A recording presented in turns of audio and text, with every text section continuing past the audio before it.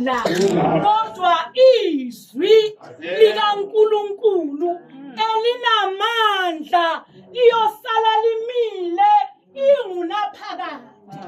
Siyaguguguguka izinto, uguguga umhlaba, uguguga izulu, kodwa izwi likaNkulunkulu lisala limile ingunaphakade.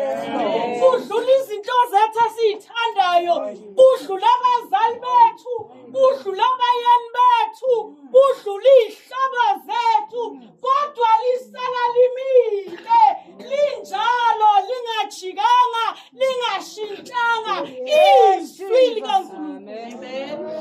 Ingakho uDavide kuMahubo 29 uthi linamandla izwi likaNkulunkulu linqamo limithe emikhulu yemisebenzi.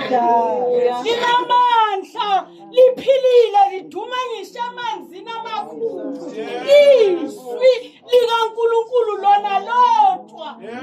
Haleluya bantu. Simiswa yizwi. Athi-ke uPaul nginikhumbuza izwi enashunyayezwa lona nenimikulo nenilaziyo nina.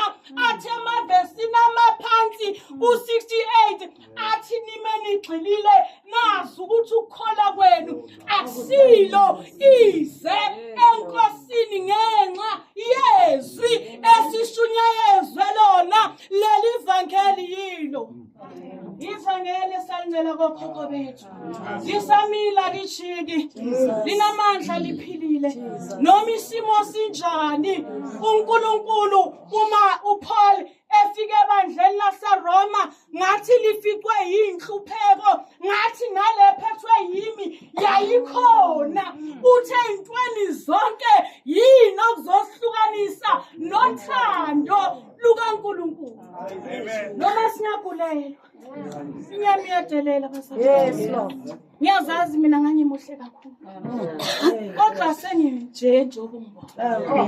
Ngangimuhle, ngime kahle, kodwa ngokudelelwa inyama iyadelela basaphila.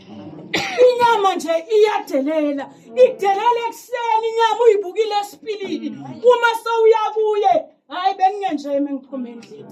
Iyadelela inyama, idelela umnikazi wayo, kodwa izwi likaNkulunkulu alijiki, alishintshelani, limile ngunaphakade.